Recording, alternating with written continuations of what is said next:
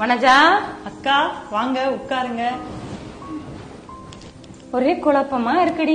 கிரிஜாக்கா என்னக்கா குழப்பம் உங்களுக்கு? எலெக்ஷன் வருதுடி.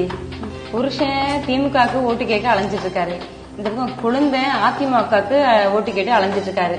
நம்ம ஊர்ல வசந்தராஜன் ஒரு நல்ல மனுஷன் பாஜக இருக்கிறாரு. புருஷன் பேச்சை கேட்டு திமுகவுக்கு ஓட்டு போறதா, இல்லாட்டி குழந்தை பேச்சு கேட்டு அதிமுகவுக்கு ஓட்டு போறதா, இல்லாட்டி நல்ல மனுஷனா இருக்கு இந்த வசந்தராஜனுக்கு ஓட்டு போறதான்னு ஒரே குழப்பமா இருக்கு. உங்ககிட்ட பேசி தெரிஞ்சுட்டு போலான்னு வந்தேன்டி. அக்கா, மோடி பிரதமர் ஆனா நாடும் நல்லா இருக்கும், நாட்டு மக்களும் நல்லா இருப்பாங்க. நீங்க உங்க கொழுந்தனார் சொல்றதையும் கேட்காதீங்க, உங்க வீட்டுக்காரர் சொல்றதையும் கேட்காதீங்க. தாமரைக்கு ஓட்ட போடுங்க. முடிஞ்சா அவங்க 2 பேர்த்தையும் மாத்துறது வழிய பாருங்க.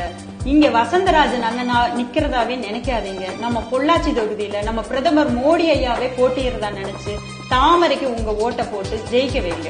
இதுல என்னக்கா உங்களுக்கு குழப்பம்? திமுக ஆட்சிக்கு வந்து 3 வருஷம் ஆச்சு. ஏதாவது இதுவரைக்கும் சொன்னதை செஞ்சிருக்காங்களா? அனைத்து குடும்ப தலைவிகளுக்கும் உரிமை தொகையா 1000 ரூபாய் கொடுக்கறதா சொன்னாங்களா? 2.5 வருஷம் வரைக்கும் கொடுக்கவே இல்லை. இப்ப என்ன சொல்றாங்க? அதுக்கப்புறம் தகுதி உள்ள குடும்ப தலைவிகளுக்கு தான் கொடுப்போம்னு சொல்றாங்க. தமிழ்நாட்டுல 1 கோடி பெண்களை குடும்ப தலைவியா இருக்கிறதுக்கே தகுதி இல்லைன்னு சொல்லி இந்த திமுக சொல்லியிருக்காங்க. மாசம் மாசம் மின்சார கட்டணம் செலுத்தினா போதும்னு சொன்னாங்களே, செஞ்சாங்களா? பொள்ளாச்சியில ஆத்து மணலை கடத்துறாங்க, மலையை உடைச்சு விக்கிறாங்க, அதை தடுத்தாங்களா? ஃபர்ஸ்ட் தேங்காய் எண்ணெய் ரேஷன் கடையில விக்கலான்னு சொன்னாங்கல்ல, அதை செஞ்சிருக்காங்களா? நீட் தேர்வை ரத்து பண்றேன்னு சொன்னாங்க, கல்வி கடனை ரத்து பண்றேன்னு சொன்னாங்க, அப்புறம் விவசாயத்துக்கு கடனை ரத்து பண்றேன்னு சொன்னாங்க, செஞ்சிருக்காங்களா? இதெல்லாம் திமுக காரன் கதைக்கா. இனி அதிமுகவோட கதையை பூரா சொல்றேன், கேட்டுக்குங்க. இந்த அதிமுக 4.5 வருஷம் ஆட்சி செஞ்சாங்கல்ல, அவங்க மக்கள் பிரச்சனைய பார்த்தாங்களா? அவங்க கட்சி பிரச்சனையை தான் பார்த்தாங்க. பொள்ளாச்சியில அத்தனை பெண்களோட வாழ்க்கையை நாசம் பண்ணனானுங்களே, இந்த எடப்பாடி ஏதாவது நடவடிக்கை எடுத்தாரா? அத்திக்கடவு அவினாசி திட்டத்தை பாதியிலேயே விட்டுட்டு போயிட்டாரு எடப்பாடி. இந்த ஸ்டாலின் இதுவரைக்கும் முடிச்சிருக்காரா? எய்ம்ஸ் மருத்துவமனை கட்டுறதுக்கு இடம் கேட்டாங்க மத்திய அரசாங்கம், இடம் கொடுக்கவே 4 வருஷம் பண்ணபடி இந்த எடப்பாடிக்கு கட்சியும் காப்பாத்தி கொடுத்து பதவியும் காப்பாத்தி கொடுத்தாரு மோடி ஐயா. ஆனா பாருங்க, எடப்பாடி துரோகம் பண்ணி போட்டு இன்னைக்கு தனியா போய் நிக்கிறாரு. திராவிட கட்சியினாலே திருட்டு கூட்டம், அவங்களுக்கு ஓட்டு போடுறது நாட்டுக்கு நம்ம செய்யக்கூடிய துரோகம். மோடி ஐயா சொன்னதெல்லாம் செஞ்சுட்டாரு. மோடி ஐயா திரும்ப ஜெயிச்சாதான் நாட்டுக்கும் நாட்டு மக்களுக்கும் நல்லது. அப்படி என்ன மோடி ஐயா செஞ்சாரு? இந்த வனஜாக்கா நம்ம பிரதமர் மோடி மக்களுக்கு என்ன செஞ்சுட்டாருன்னு கேக்குறாங்க. என்னம்மா இப்படி கேட்டுக்கிட்ட? மோடிஜி என்ன செஞ்சாரு கேக்குற? நீ இந்த நாட்டுலதான் வாழ்றியா இல்ல வேட்டு கிரகத்துல வந்தியா? எதுவுமே தெரியாம இப்படியா கேப்ப? எத்தனை திட்டம், அதுவும் குறிப்பா அவர் செஞ்ச திட்டத்துல எல்லாமே 90% மகளிருக்காக தாண்டி, நமக்காக தான் அவர் எல்லாமே செஞ்சிருக்காரு.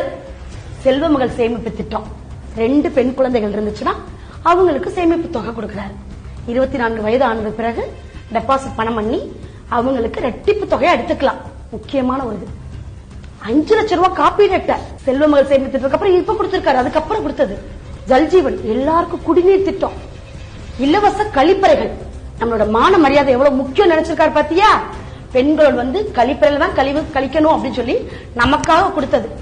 சானிட்டரி தகப்பை யோசிக்கலாம், பெண் பிள்ளைகளுக்கு என்ன செய்யணும்னு. இந்திய நாட்டுக்கே தகப்பனா இருந்திருக்காரு. அவர் சொல்லியிருக்காரு சானிட்டரி கொடுக்க சொல்லி எல்லாருக்கும் இலவச நாப்கின் கொடுக்கறாங்க. பெண் பிள்ளைகள் எல்லாருக்கும் ஸ்கூல்ல இருந்து எல்லா மருத்துவமனையிலும் இலவசம் கொடுக்கறாங்க. எல்லா இடத்துகள்லயும் மக்கள் மருந்தகம்னு உனக்கு வச்சிருக்காரு.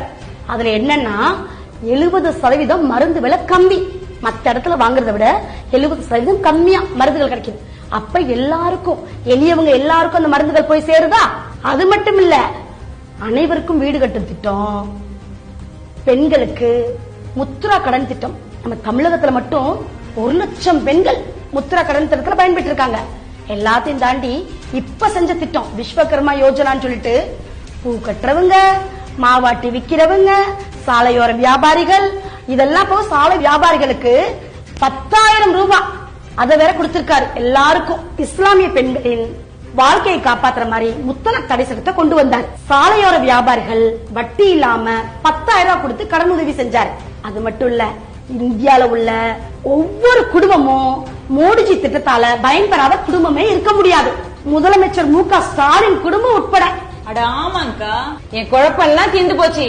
பொள்ளாச்சியில வசந்தராஜன் தான் ஜெயிக்கணும், எல்லாரும் தாமரைக்கு ஓட்டு போடுங்க. என் குழந்தை நான் புருஷனும் சொல்றத கேட்கலன்னா உதச்சாவது தாமரைக்கு ஓட்டு போட சொல்லுவேன். தாமரை மலர்ந்தால் தமிழகம் மிளிரும். 10 ரூபாயோ 10,000 டிஜிட்டல் பேமெண்ட் டெக்னாலஜி மூலம் பேமெண்ட் உடனே கிரெடிட் ஆயிடுது. இந்த பேமெண்ட் டெக்னாலஜியை பார்த்து உலகமே வியக்குது. இந்த மாதிரி புதுமைகள் நம்ம நாட்டுல அடிக்கடி நடக்கும். இதுதான் மோடியின் கேரண்டி. நாட்டையே டிஜிட்டல் மயமாக்கிட்டாரு. அதனால என் மனசுல ஸ்கேன் பண்ணிட்டேன். என்னுடைய ஓட்டு மோதிக்கே. மீண்டும் வேண்டும் மோடி அரசு. இதுவே என்னுடைய கேரண்டி. தாமரைக்கு வாக்களியுங்கள். பாஜகவை வெற்றி பெறச் செய்யுங்கள்.